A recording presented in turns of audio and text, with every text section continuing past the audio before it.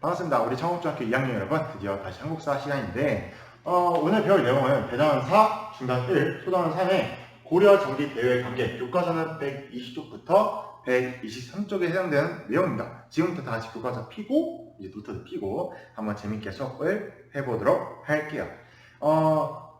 선생님이 우리나라 역사 기록 중에서 좀 특이한 동물이 나온 적이 하나 있어요. 이 고려시대 때 그 동물이 뭐였냐면은 좀 얘기 들으면 불쌍한데 낙타예요. 낙타인데 낙타 여러분 동물원 가시면 보셨죠? 낙타. 그 낙타가 왜 불쌍한 일이 있었냐면은 고려가 건국이 되고 나서 당시에 우리 여기가 고려인데 이 고려 이 위에 거란이라는 유목민족이 살고 있었어요. 거란족. 이제 고려가 왕건인 고려를 세우니까 거란족이 축하한다는 선물로 낙타를 보냅니다. 그런데 왕건은 당시에 거란을 싫어했어요. 왜 그랬냐? 당시에 거란이 이 지역에 있던 발해, 즉 고구려를 계승했던 나라 발해를 멸망시켰기 때문이죠.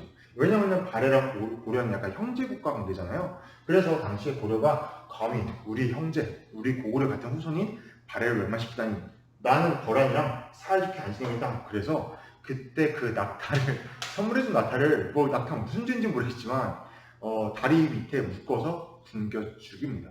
그만큼 왕건은 보여줬던 거죠. 나는 너네랑 절대 친하게 지내지 않을 거야.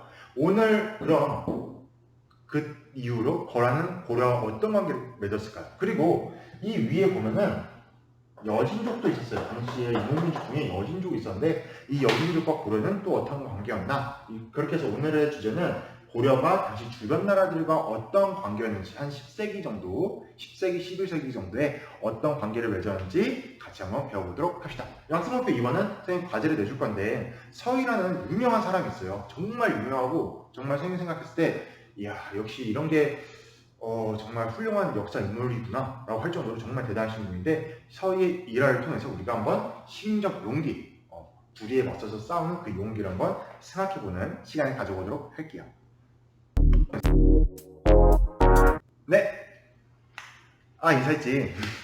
자, 학습목표 1번. 거란과 여진과, 그러니까 고려가 거란과 여진족과 어떤 관계를 가졌는지 이해하도록 하겠습니다. 이걸 이해하기 위해서는 10세기 동북아시아의 국제 정세, 정치적 흐름이라는 뜻이에요. 당시 국제 정세가 어땠냐 볼 필요가 있는데요. 여기 당시 여러분 지도를 보면은 당시 중국은 송나라라는 나라가 원래는 5대 시국이라 해서 이때 중국이 잠깐 쪼개졌던 또 분열됐던 시기예요. 이걸 통일했던 게 송나라. 그리고 이쪽에 우리나라는 고려가 건국이 됐었고 이 북쪽에는 요나라, 거란족들이 세웠던 요나라와 여진족들이 이쪽 북쪽에 포진하고 있었습니다. 근데 잠깐 선생님이 본격적으로 설명하기 전에 그 유목민족에 대해서 개념을 먼저 설명하도록 할게요. 자, 유목민족이 뭐냐? 유목. 여기서 말하는 유목민족은 떠돌아다니는 목은 이제 목축할 목이에요. 왜냐면은 이쪽 남쪽 지방은 농사를 지을 수 있는 물도 풍부하고 농경도 할 수 있어서 정착 생활을 해야만 했습니다. 하지만 이 만리장성 북쪽으로는 넓은 초원지대였기 때문에 이 지역은 농사를 지을 수가 없어요. 그래서 항상 말이나 양들을 막 돌아다니면서 풀 뜯어먹이고 이제 그 식량을 확보했던 사람들이 유목민족입니다. 그래서 이들은 항상 떠돌아다니면서 식량을 이렇게 이동생활을 했다는 게 첫 번째 특징이에요. 두 번째 유목민족의 특징은 이들은 싸움을 잘했습니다. 왜 싸움을 잘했냐? 여러분 그 기억나시나요? 고구려 싸움을 잘했잖아요. 왜 잘했어요? 맞아요. 그러니까 식량을 확보하기 위해서 주변 나라를 쳐들어갔기 때문이죠. 이 유목민족도 식량이 항상 부족합니다. 왜냐면은 풀 뜯어 먹이고 막 고기 먹고 하지만 겨울이나 그럴 때는 식량이 부족해서 항상 얘들이 했던 일이 뭐냐? 가을만 되면 이 농경민족들이 추수할 거 아니에요, 식량을. 그럼 그때마다 쳐들어옵니다. 왜 사자성어 중에 그런 게 있습니다. 청고마비. 가을이 되면 하늘이 높아지고 말이 살찐다. 그 살찐 말들을 타고 누가 쳐들어오냐? 유목민족들이 쳐들어옵니다. 쳐들어와서는 식량 싹 쓰레기합니다. 근데 여기에 대해서 역대 중국 기록 보면은 그 유목민족의 공격에 중국이 전쟁을 해서 이긴 적이 거의 없습니다. 한 100번 싸우면 한 90번 유목민족이 이겨요. 그만큼 싸움을 엄청 잘합니다. 왜냐면은 얘들은 먹고 사는 게 싸움이었으니까 싸움에서 식량 뜯는 게 얘들의 주 목적이니까 어릴 때부터 말을 타고 막 훈련을 시키거든요. 그 엄청난 기병들. 그래서 중국 그 유목민족들의 기병술은 정말 세계 탑입니다. 그걸 증명했던 나라가 있었잖아요. 바로 세계 역사에서 가장 넓은 영토를 가졌던 나라, 원나라입니다. 그 징기스칸의 몽골, 그 몽골 쪽도 정말 그 유명한 유목민족이었거든요. 그 당시 유목민족의 두 번째 특징은 싸움을 엄청 잘했다. 그 유목민족의 특징 세 번째는 또 뭐가 있냐면은, 근데 얘들이 싸움을 잘했는데 왜 그럼 선생님 싸움을 그렇게 잘했으면 세계 제패를 해야지 왜 얘들은 세계 제패를 못했나요? 왜 세계에서 강한 나라가 된 적이 없나요? 그 이유가 있어요. 이 유목민족들은 항상 이동을 하면서 생활하기 때문에 자기들끼리 잘 뭉치질 않아요. 그러니까 이렇게 보시면 돼요. 지금 청옥중학교는 뭐 1반부터 9반까지 따닥따닥 붙어있잖아요. 그러니까 이렇게 보시면 됩니다. 1반은 안중에 살고, 2반은 청북에 살고, 3반은 저기 평택 시내에 살고, 4반은 저기 충북, 아산에 살고, 이러면서 잡뿔뿔이 흩어진 상태예요. 그러니까 왜냐면 항상 이동을 하니까 얘들끼리. 그러니까 자기들끼리 잘 안 뭉칩니다. 그냥 자기 조그만 단위로 부족들끼리만 뭉치지, 예, 국가로 뭉치기에는 좀 약간 부족마다의 특성이 강해야 될까? 강하다 할까? 야, 우린 1반이야. 1반끼리만 모여, 우리 2반이랑 협력하지 마. 이제 우린 같이 청옥중학교야. 막 이러면서 약간 자기들끼리 잘 똘똘 뭉치지 못합니다. 그러니까 강한 나라가 되진 않는데, 근데 여기서 좀 문제가 뭐냐면은, 그런데 얘들이 한번 뭉치기 시작하면은 누구도 막을 수가 없어요. 그래서 당시에 거란족들이 요나라를 공격해요. 원래 얘들이 나라 만들기가 좀 어려운데 요나라를 공격해서 주변국을 쳐들어갔는데 정말 엄청난 공격력을 가지게 되거든요. 그래서 오늘은 이 관계를 한번 보도록 하는데, 우선 지금 여기 잠깐 지도를 보시면은 당시에 송나라랑 고려랑은 이 유목민족들로부터 방어하기 위해서 친성하기로 했습니다. 당시 고려 같은 경우에는 송나라가 좀 더 문화적으로 많이 발전이 했거든요. 약간 송나라는 정말 우리 역사 기록에 보면은 정말 최신식의 문물을 다 가지고 있었어요. 그래서 고려는 송나라와 친하게 지내면서 최신 문물을 받아들이고, 송나라는 고려랑 친하게 지내면서 여기 있는 북방민족들을 견제하기 위해서 서로 친하게 지냈다라고 보시면 됩니다. 그래서 당시 10세기 처음에 10세기만 해도 요나라가 송나라랑 고려와 친하니까 두 나라와 사이가 나빴고, 당시 여진족도 고려랑 사이가 좋았다가 나빴다를 반복합니다.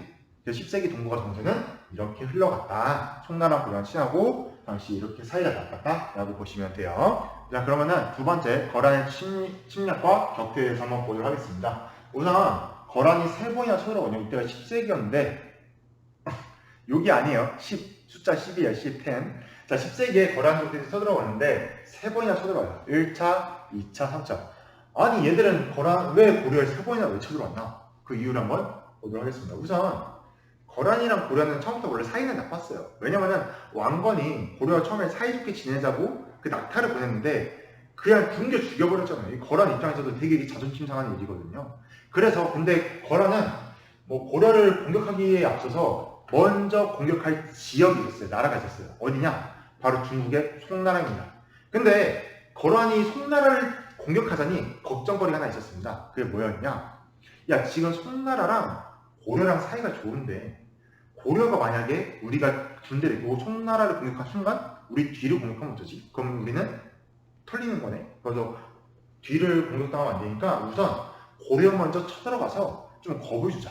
그래서 송나라와 관계를 끊게 하자는 게 목적이었어요. 그래서 딱 거란족들이 이제 993년에 군대를 이끌고 거란족들이 쳐들어온다. 이때 고려 정부는 발칵 뒤집힙니다. 야, 지금 저 그 강한 유목민족 거란족들이 우리 고려로 오고 있대. 지금 그러면 신하들이 모여서 저 거란족들, 중국의 송나라도 함부로 얻지 못한 저 거란족들이 지금 쳐들어오고 있습니다. 우리 거란족한테 일단 항복을 합시다. 항복도 하고 요구사항 다 들어줘서 일단 우리가 위기를 피합시다 라고 막 회의를 해요. 이때 한 사람이 탁탁 나가서 지금 무슨 소리입니까? 거란인한테 어떻게 항복을 할 수 있냐? 우리가 어떻게 거란족한테 항복할 수 있냐? 일단 거란이 뭘 원하고 오는지 좀 보자고 해서 내가 거란족의 장군 소손영과 만나겠다 했던 사람이 있습니다. 그게 바로 서희예요. 여기 저번에 수업하다 보니까 어떤 친구가 이 서희의 후손이라고 했는데 정말 멋있는 사람입니다. 그래서 딱 그 신하 자리에서 딱 박을 차고 나와서 그 신하들이 환복하자 이걸 싹 조용히 시켜버리고 자기가 직접 거란족을 만나고 있습니다 하고 딱 가요. 딱 갔더니 당시 거란족의 장군 소손영이 우리가 지금 쳐들어가고 있는데 고구려에서 사신이 온다고? 그럼 일단 겁을 줘야겠군. 이래서 이제 소송형이 겁을 주려고 딱 기다리고 있었죠. 근데 서희가 딱 소송의 막사에 들어오니까 이제 거란의 장군 소송형이 그럽니다. 나에게 절을 해라. 이런 거죠. 양쪽에 막 칼참 무사들 딱 대기 시켜놓고. 근데 서희가 딱 보고는 쫄지 않고 겁먹지 않고는 당당하게 얘기를 해요. 야, 나도 신하의 자격으로 온 거고 사신으로 온 거고 너도 내가 거란 요 나라의 왕이면 모르겠다. 너도 신하이지 않냐? 어떻게 신하가 신하한테 절을 할 수 있냐? 하면서 당당하게 거절을 합니다. 그래서 딱 이때 거란의 장군 소송형이 딱 놀래요. 이건 좀 만만히 볼 사람 아닌데 상당히 대포가 있는 사람이구나. 그래서 일단 죄송합니다. 일단 자리에 앉으시오 해서 회담을 들어가요. 이때 소송형의 주장이 뭐였냐? 거란 쪽의 주장이 뭐였냐면은 야, 지금 너네 고려는 신라에서 나오지 않았냐? 신라에서 시작된 나라 아니냐? 그런데 우리는 옛날 고려 영토에 위치하고 있으니까 우리가 니네 영토를 차지하려고, 즉 옛날 우리의 영토를 좀 차지하려고 내려온 거다. 그리고 두 번째 이유는 왜 너네는 우리랑 같이 교경을 맞다고 있는데 왜 송나라만 친하냐? 왜 우리랑 친하게 안 지내? 우리 기분 나빠 하고 쳐들어왔다. 그래서 우리가 이걸 주장하기 위해 쳐들어온 거야 하고 딱 하니까 서희가 뭐라고 했냐? 일단 너 잘못 알고 있다. 우리 이름 봐라. 고구려의 후손이다. 오히려 지금 니네가 차지한 영토가 고구려의 땅이다. 그러니까 지금 거란족들이 오히려 우리의 땅을 차지하고 있으니까 니네가 잘못된 거야. 그리고 우리가 송나라랑 친한 이유는 너네랑도 사실 친하게 지내고 싶어. 근데 지금 여신족들 때문에 우리가 너네랑 친하게 못 지내 라고 약간 핑계를 대요. 솔직히 여신족 때문에 못 지내진 않았거든요. 근데 서희가 이제 머리를 잘 쓴 거죠. 여신족 때문에 지금 우리나라랑 너네 나라 사이에 여신족들이 맡고 있거든. 걔들 때문에 우리가 못 가. 그러니까 우리가 여신족만 좀 없으면 좋겠는데 라고 합니다. 근데 이미 서희가 이렇게 당당하게 얘기할 수 있던 이유는 딱 서희가 오면서 못 느낀 거죠. 뭘 느꼈냐? 야, 이 거란의 군대를 보니 목적이 다르다. 우리 고려를 점령하려면 더 많은 군대를 끌고 와야 되는데 군대를 보아하니 얘네 분명 지금 송나라 쳐들어가기 전에 우리랑 송나라 관계 끊기 위해서는 겁주려고 온 거구나. 그럼 얘들의 요구사항이 뭐지? 그걸 들어주면은 이 전쟁을 하지 않아도 된다 라고 간파했던 거죠. 이거 서희 여러분 정말 외교관이라는 직업이 있어요. 외교관. 국가 상대로 이제 외교를 하는 게 외교관인데 그 외교관이 얼마나 중요하냐 이 서희를 통해서 알 수 있는 거죠. 그때 거란족과 만약에 싸웠더라면 물론 고려는 멸망하지 않았을 거예요. 그렇지만 서로 큰 피해를 입었을 겁니다. 하지만 피해를 입지 않고도 서희는 현명하게 외교 담판을 했었고 이때 그래서 고란이 어떻게 하냐? 너네가 여신족 때문에 우리랑 그동안 거래를 안 한 거여서 우리랑 친하게 못 지낸 거야? 그러면은 우리나라 아래쪽 강동 육지 지역이 있거든? 이 지역에 여신족들을 몰아내고 너네한테 줄게. 그래서 오히려 땅까지 줍니다. 단 서희도 뭘 요구해줘요. 들어줘요. 뭘 들어줬냐? 우리도 송나라랑 친하게 안 지낼게. 너네랑 친하게 지낼 테니까 그럼 강동육지 줘. 이렇게 해서 서희의 담판으로 거란은 강동육지를 넘겨줬고 우리는 송나라 관계를 끊겠다고 약속을 한다. 그래서 어떻게 보면은 윈윈을 한 거죠. 서로의 목적을 달성한 거죠. 그래서 여러분 팁을 하나 줄게요. 인간관계의 팁, 연애의 팁. 연애를 할 때는 상대방이 뭘 원할까? 잘 생각해서 하셔야 돼요. 선생님도 그때 여자친구를 처음 사귀었을 때 이제 연애를 못 고를 때 여자친구가 좋아하는 음식이 그때 치킨을 되게 좋아했거든요. 냉면이랑 치킨을 좋아해서 얘가 냉면이랑 치킨을 좋아하네? 그냥 아무 생각 없이 그 점심에는 냉면, 데이트할 때마다 저녁에는 치킨, 냉면 치킨만 먹었어요. 그랬더니 이제 좋아하는 사람들 이건 질리니까 너무하다 이렇게 얘기를 하더라고요. 그래서 그때 느낀 거죠. 이게 얘는 이걸 원할 거야. 그래서 막 무조건 밀어붙이는 게 아니라 정말 내가 뭔가 줄 때는 상대방이 뭘 원하는지 잘 캐치를 해서 그때그때 상황에 맞게 잘 대처를 해야 된다는 걸 느꼈는데 이걸 정말 잘하신 분이 서희입니다.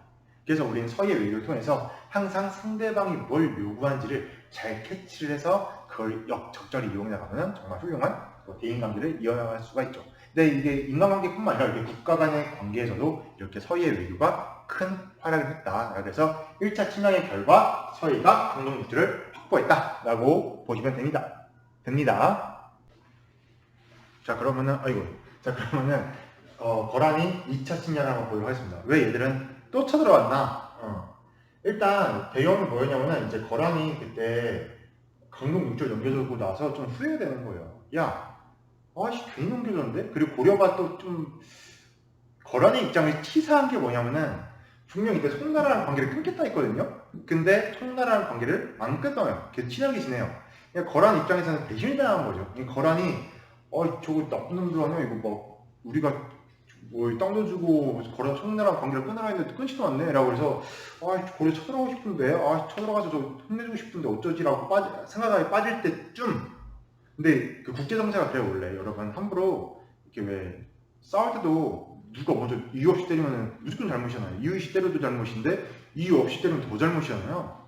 근데 이때 그래서 거란도 처음에 고려를 안 쳐들어가고 있다가 당시 고려 장군 중에 강조라는 사람이 있는데 이 강조가 반란을 일으킵니다. 반란을 일으켜서 큰 사건이 일어나요. 정변이 일어나는데 이때 거란이 고려에서 반란이 일어났어? 우리가 그러면 얘 혼내주러 갈게 이러면서 뭐 말도 안 되는 이유로 쳐들어옵니다. 말도 안 되는 이유로 우리가 강조를 직접 청벌하라고 이렇게 해서 쳐들어옵니다. 근데 쳐들어왔는데 당시에 거란이 여러분이 아까 앞에서도 얘기했듯이 거란족과 싸움을 굉장히 잘해요. 그리고 당시에 고려는 그 반란이 강조가 정변을 일으킨 바람에 좀 약간 혼란한 상황이었어요. 그래서 이제 거란족한테 밀려서 당시에 고려 왕실이 전라도 나주 도망을 갑니다. 그래서 거란이 딱 왔더니 근데 개경까지 점령을 했어요. 이제 고려의 수도였던 개경까지 점령했는데 점령했더니 왕이 도망갔네. 뭐 더 할 게 없네. 왜냐면 왕이 도망갔으니까 그렇다고 전라도까지 내려가기에는 좀 약간 너무 멀고 거란이 고려 왕한테 그럽니다. 너네 강동 역주 꼭 돌려주면 돌아갈 거야. 송나라랑 관계도 끊어. 그래서 고려 왕이 오케이 알겠어 다 들어줄게. 우리가 안 들어줘서 미안해. 올라가. 그래서 거란이 올라가고 있었는데 이때 올라가는 길에 양규라는 장군이 이 거란족들을 또 휩쓸기도 해요. 싸워서 크게 화를 합니다. 그래서 거란족을 또 물리치기도 하는데 2차 침입은 약간 승자도 없고 패자도 없는 좀 특이한 전쟁이었어요. 거란족도 그냥 왔다 개인까지 찍고 돌아갑니다.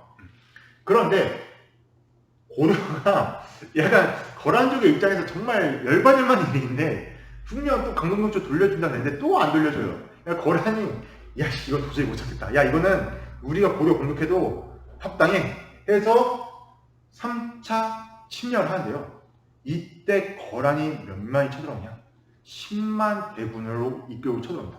10만 대군을 쳐들어오면서 강동육주 돌려줘. 왜 안 돌려줘? 우리가 돌려달라 했잖아. 2번이나. 근데 왜 안 돌려줘? 하면서 10만 대군을 이끌고 쳐들어와요. 이때 막아섰던 장군이 그 유명한 강감찬 장군입니다. 태어났을 때 등에 북두칠성이 점이 있었다는 그 전설의 장군. 강감찬 장군이 20만 대군을 이끌고 거란족을 막아서러 갑니다. 근데 여러분, 선생님 고려군이 20만? 거란이 10만? 그럼 우리가 이겨야 되는 게 당연한 거 아니에요? 할 수도 있죠. 그런데 우리나라의 20만은 보병, 거란의 10만은 기병이었어요. 여러분, 기병과 보병의 전투력 차이는 하늘과 땅이에요. 여러분 배틀그라운드 하시면 알겠지만 기병은 따발총 다 들고 있다고 보시면 되고 보병은 후라이팬 들고 있다고 보시면 되는 거예요. 그냥 상대가 안 되는 거예요, 상대가. 근데 당시 그 10만 기병을 막기 위해서 강강창군은 머리를 씁니다. 어떻게 하지? 그래서 그 20만 중에 한 1만 5천 정도가 기병이었거든요. 우리 고려군 기병. 그 기병을 앞세워서 그 거란족이 내려올 때 강물을 막았다가 강물을 탁 터트립니다. 터트려서는 이제 물로 막 휩쓴 게 아니라 약간 무릎까지 물이 차게 한 다음에 거란족들이 당황해서 기병들이 당황해서 이거 뭐야 할 때 그때 우리 1만 5천 기병이 한번 쫙 휩쓰면서 거란족을 한번 크게 이겨요. 근데 거란족이 워낙 숫자가 많다 보니까 여기에 굴하지 않고 거란족은 목적을 달성하러 개경까지 쳐들어갑니다. 왕을 빨리 포로 잡아서 전쟁을 승리 하려고. 근데 이때 고려의 왕이 현종이었는데 현종이 이때 한번 2차 때 나주까지 도망갔거든요. 그래서 현종은 정말 목숨을 건 선택을 합니다. 우리 2번 다시 도망갑니다. 한번 싸워보자. 그래서 개경에서 방어를 해요. 근데 여러분 개경 그 수도예요. 수도는 쌓을 수 있는 지리적 요건이 안 됩니다. 수도는 땅이 평야시대이기 때문에 싸울 수 있는 요건이 안 되지만 정말 이때 현종이 그 고려 군사들과 그 고려에 있는 이미 고려의 정규군은 강가창 장군이 20만 대군이 출발했어요. 강가창 장군 부대는 저 북쪽에 있는데 워낙 얘들이 기병이 빠르다 보니까 강가창 부대를 투어해서 개경까지 온 거죠. 그 부대의 포위진을 뚫고.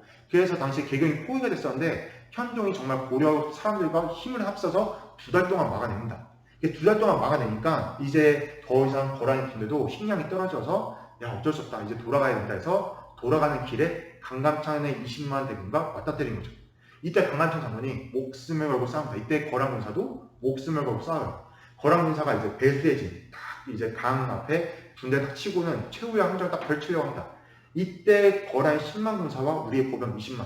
정말 군사의 힘만 봤을 때는 거란이 이기는 전투예요. 근데 이때 정말 여러분 귀주, 이 전투가 귀주 대첩이거든요. 귀주 대첩. 우리나라에 3대 대첩이 있습니다.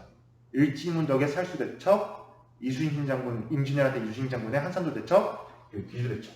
10만과 그 일지문덕의 살수 대첩과 이순신 장군의 한산도 대첩은 우리가 병사가 훨씬 적어요. 그래서 크게 이겼기 때문에 대첩이라고 붙였는데 이때는 우리가 군사가 큼에도 불구하고 왜 대첩을 붙였냐? 일단 거란의 군사가 10만에 대한 기병이었거든요. 상대가 안 돼요. 우리나라가 솔직히 이기면 기적 같은 상황이었어요. 그 10만의 기병이 이긴다는 것은. 근데 이때 정말 거짓말같이 소나기가 막 내리기 시작합니다. 전투를 시작하니까 소나기가 막 내리는데 그 소나기의 방향이 비의 방향이 어디였냐? 거란의 군사 쪽으로 막 비가 흩날려요. 그러니까 거란 군사들이 고려군을 향해 딱 눈을 뜨면 뜰 수가 없는 거예요. 막 비가 너무 심하니까. 그리고 이때 거짓말같이 그 고려의 기병 1만 5천의 부대가 갑자기 짠 하고 나타납니다. 원래는 그 거란 군사를 막아내다가 강간찬 부대랑 좀 흩어져요. 그러다 강간찬 부대가 이제 최후 함정을 딱 벌려가니까 이 부대가 좀 길을 헤매다가 그 중요한 결전의 순간 후방을 공격하는 거란군의 후방을 딱 공격해서는 거란군을 괴멸시켜버려요. 그래서 이 전투가 귀주 대첩, 우리나라의 3대 대첩으로 기록이 됩니다. 그래서 엄청나게 강간찬 장군이 큰 승리를 거뒀다. 그래서 귀주 대첩으로 우리가 거란족을 물리쳤고 두 번 다시 거란족이 못 쳐들어오게 천리 장성을 축조해요. 그래서 천리 장성을 축조해서 거란 군사를 막아냈다. 그래서 거란족의 침략과 결태를 봤는데 중요한 것은 1차 때 서희가 막아냈고 3차 때는 강간찬 장군이 막아냈다. 이걸 잘 기억하셔야 됩니다. 그 다음 여진과의 관계를 볼게요. 선생님 왜 웃었냐면은 고려의 역사를 보다 보면은 진짜 쉬운 날이 없어요. 10세기, 11세기에는 거란이 쳐들어왔고 12세기에는 저 여진족이 쳐들어오고 13세기, 14세기에는 몽골이 쳐들어오거든요. 고려는 나라가 500년이 유지가 되었는데 한 400년은 400년 전쟁만 하는 것 같아요. 그래서 고려도 참 대단하다. 참 대단하다는 게 느껴져요. 자, 한번 여진과의 관계를 볼게요. 자, 여진족은 아까 지도에서도 봤듯이 원래는 거란의 오른쪽에 조그맣게 있었던 유목민족들입니다. 원래는 얘들은 중국 저 북방의 곳곳에 흩어졌던 유목민족이고 참고로 여진족의 좀 원래 좀 저 선조가 누구냐면은 말갈족이에요. 그래서 원래는 얘들 그 뿌리 따라 올라가다 보면은 고구려 밑에서도 살았고 발해 밑에서도 살았고 그래서 약간 고려랑 관계도 그렇게 껄끄럽지 않았어요. 처음에는 오히려 고려가 약간 여진족들이 고려한테 형님 하면서 약간 굽신굽신거리면서 뭐 고려가 뭐 이렇게 가끔 뭐 이렇게 뭐 주면은 감사합니다 그러고 막 고려한테 뭐 좀만 더 돈 좀 주시면 안 돼? 막 이렇게 했던 그런 나라 유목민족이었는데 좀 갈등이 생기기 시작합니다. 왜 생겼냐? 12세기에 원래 여진족을 그 옆에 요나라 그 거란족들이 꽝 누르고 있었거든요. 너네 이거 개기지 마. 함부로 까불면 안 돼. 말하면서 여진족들을 꽝 누르고 있었는데 12세기경이 되면 요나라가 점차 무너지게 됩니다. 그러니까 여진족들이 우리를 그동안 간섭하고 괴롭혔던 요나라가 이제 우리를 못 괴롭히네. 그럼 이제 우리 세상이다 하면서 이때 여진족 부족들끼리 어떤 말 하냐? 야, 우리가 왜 이렇게 거란족한테 당하고 살았지? 야, 거란족을 봤더니 쟤네도 우리랑 같은 유목민족인데 왜 이렇게 강한가 봤더니 쟤들은 부족끼리 서로 흩어져 사는 게 아니라 부족들끼리 모여서 살게 하더라. 야, 우리도 그럼 모이자. 그래서 이때 여진족들이 통일을 합니다. 근데 여러분 아까 앞에서 얘기했듯이 이 유목민족들은 뭉치는 순간 그 누구도 다 못 이겨요. 타노스가 와도 아마 여진족한테 질 겁니다. 그 정도로 그냥 어벤져스라고 보면 돼요. 얘들은 따로따로 어벤져스는 따로따로 있어도 세는데 따로따로 있을 때도 세지만 뭉치면 더 세요. 여진족은 진짜 이 유목민족들의 특징이에요. 유목민족들의 특징은 흩어져도 강한데 뭉치면 초특급 강하다라는 게 특징이에요. 그래서 얘들이 딱 뭉치면서 그때부터 드는 거죠. 야, 우리 뭉치니까 힘이 센데? 아래 봤더니 고려? 원래 우리가 형님이라고 막 부시뭉시 거렸는데 야, 지금 보니까 고려도 별거 아니야 하면서 고려와 점점 고려를 툭툭 찌릅니다. 야, 돈 좀 내놔. 야, 식량 좀 내놔 하면서 툭툭 쳐들어와요. 이때 고려의 대응, 윤관이라는 장군이 아니 어디 감히 여진족 우리한테 막 굽신거리는데 쳐들어와 해서 윤관이 군대를 이끄고 여진족하고 싸웁니다. 근데 엄청나게 깨져요. 대패라고 대패. 윤관이 충격이 왔습니다. 야, 여진족 참 세네. 야, 유목민족 원만히 볼 게 아니구나. 그래서 왕한테 욕을 해요. 어떤 걸 요구했냐? 전하, 제가 여진족이랑 싸우고 왔더니 쟤들이랑 지금 상대할 수가 없습니다. 왜냐? 여진족은 기병, 우리 고려군은 고병, 걸어서 다녀요. 쟤들은 말 타고 다녀요. 그러니까 우리도 기병을 만들어서 싸워야 됩니다. 해서 윤관이 별무반, 특별한 무사 집단이라는 뜻이에요. 특별히 잘 싸우는 특수부대를 만들자고 주장합니다. 특수부대. 그래서 특수부대를 만들어요. 이 별무반은 신기군, 당시에 말을 타고 다니는 신기군, 신부군, 당시 고병들, 그리고 항마군, 스님들로 이루어진 부대인데요. 응? 아니, 스님이요? 스님이 왜 싸워요? 스님은 살생도 그만한 거 아니에요? 하는데 스님, 참고로 여러분 그 소림사 혹시 보셨나요? 소림사? 스님들, 당시 고려시대 때 스님들, 옛날 스님들은 잘 싸웠어요.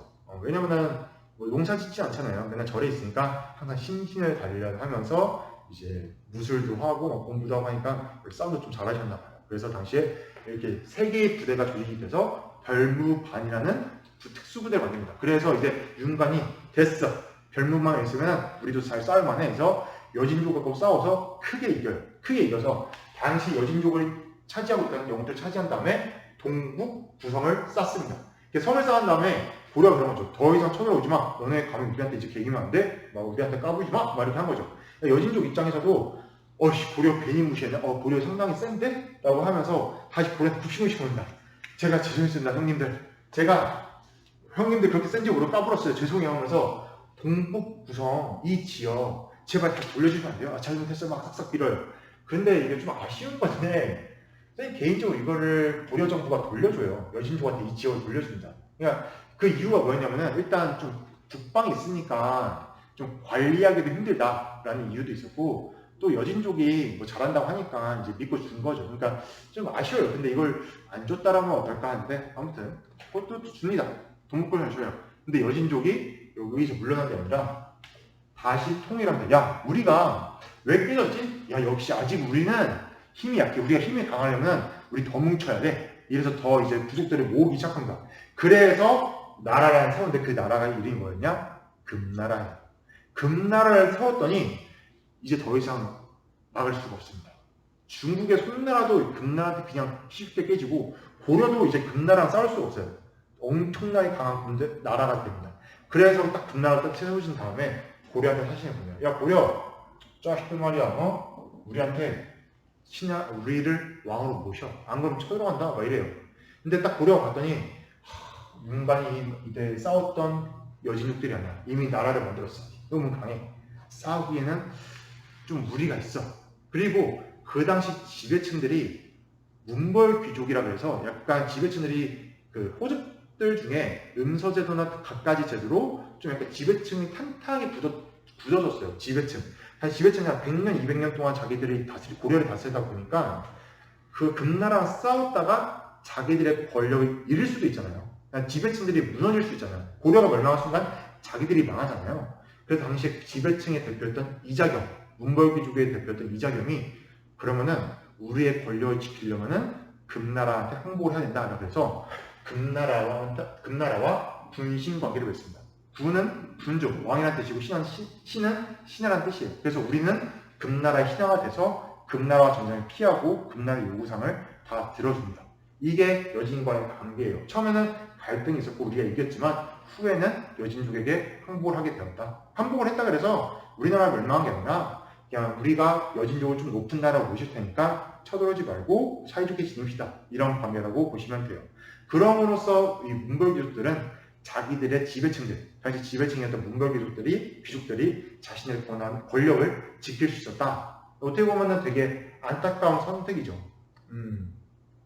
그러니까 나라를 지키기 위해서 항복을 했다, 신하가 되었다라고 하면 좀 이해할 수 있지만 자기들의 권력 유지를 위해서 항복을 했다는 것은 좀 아쉬운 선택이지 않을까라는 개인적인 생각입니다. 또 여러분 어떻게 생각하는지 각자 한번 그 교과서 부분을 자세히 읽어보세요. 그럼 네 번째, 대외교류. 고려는 당시의 국가관계 속에 대외, 바깥과 어떻게 교류했나 대표적인 역사 기록이 있는데요. 이거는 여러분 필기 안 하셔도 되고 이거는 국제항구는 경란도랑 한국가 있었다. 이 정도는 아셔야 됩니다. 자, 오늘날 여러분 우리나라가 KOREA잖아요. 코리아잖아요. 원래는 실제로 당시 고려가 아라비아 국가들과 교류도 하고 전 세계적으로 막 교류를 막 엄청나게 활발하게 해요. 당시 고려는 엄청 개방적인 나라였습니다. 그래서 이때 외국에 기록에 뭐가 있냐? 저 중국에 송나라라는 나라가 있고 송나라 오른쪽에 코리아라는 나라가 있다. 그 코리아가 여기서 나와요. 고려. 야, 고려라는 나라인데 코리아에서 이제 코리아까지 됩니다. 발음이. 그래서 원래는 그 기록에는 진짜 실제로 이때 기록에 보면 C거든요. COREA인데 코리아. 이건데 KOREA예요. 맞죠? 코리아인데 나중에 일제강점기 때 일본이 재팬보다 C가 먼저 앞다르지만 K로 바꿨다 이런 얘기도 있다고 합니다. 아무튼 이 당시에는 지금은 코리아어원이 고려에서 유저됐다. 그만큼 고려가 엄청나게 대외교류를 활발히 했다. 아라비아 국가와도 교류를 했다. 그렇게 아시면 되고, 당시 그만큼 교류할 수 있던 이유는 이 국제항구 경란도, 당시 개정경 근처에 경란도라는 곳이 있었는데 여기를 통해서 수많은 지역과 교류를 했다고 하시면 됩니다. 그래서 엄청난 교류를 했다. 끝! 네, 그러면 이제 학생목표 2번 서희의 일화를 통해서 우리가 시민적 용기를 한번 함양해보는 시간을 가져보도록 할 건데요. 앞에서 얘기했듯이 서희 장군은 모든 신하들이 거란할 때 항복을 하자고 할 때 당당하게 그건 안 된다, 그건 옳지 못한 일이야 라고 주장을 했었고, 또 당시 거란 장군 소선영과 만났을 때도 당당한 태도를 딱 지니면서 자신의 요구사항을 딱 요구하고 상대방의 원함을 딱 들어줌으로써 정말 합리적으로 외교를 달성했던 분이에요. 그래서 어떻게 보면 정말 그 가슴에 용기가 대단하신 분인데, 선생님이었다면 막 벌벌 떨어지지 않았을까 싶기도 해요. 왜냐면은 생각해보세요. 저 막사에 그 무식하고 험악한 분이 군인들 칼차고 거란족들은 칼차고 딱 지키고 있는데 그 막사에 딱 들어가서 당당하게 얘기할 수 있다는 것 자체가 서희 장군의 엄청난 시민적 용기를 볼 수 있다고 생각해요. 그래서 여러분한테 과제는 선생님이 네이버 폼에다가 실제 그 당시 상황을 가상해서 올렸거든요. 거기에 맞게 서희 장군이 과연 뭐라고 말했을까? 한번 여러분이 자유롭게 상상을 해서 적어보는 시간을 가져보도록 할게요. 그래서 잘 적은 친구들은 선생님 생활기록부에 잘 입력을 해서 여러분에게 성장할 수 있게 좋은 기회를 마련하고자 합니다. 자, 그럼 오늘 수업 정리하면서 마무리하도록 할게요. 자, 오늘 수업 정리를 하면은 이제 고려는 10세기에 거란과 갈등이 있었다. 그 이유는 중국과 친선 관계를 맺었고, 그래서 거란이 쳐들어왔는데 1차 때는 서희 장군이 잘 막아냈고 3차 때는 강간찬 장군이 막아냈다. 그렇게 잘 기억하시면 됩니다. 그리고 그 다음에 쳐들어온 게 이제 여진족인데, 여진족을 막기 위해서 윤관 장군이 이제 별무반이라는 특수부대를 만들었고, 당시에 동북고성을 쌓아서 이제 여진족을 물리쳤다. 하지만 나중에 금나라 건국이 되니까 여진족과 군신관계를 맺었다는 점, 좀 아쉬운 역사지만 알고 계셔야 돼요. 고려의 국제항구는 경란도였다까지. 그래서 오늘은 고려 전개 대외 경기를 배워봤습니다. 정말 여러분 수고 많았습니다. 우리 다시 힘내서 다음 시간에 또 만나도록 할게요. 수고 많았습니다.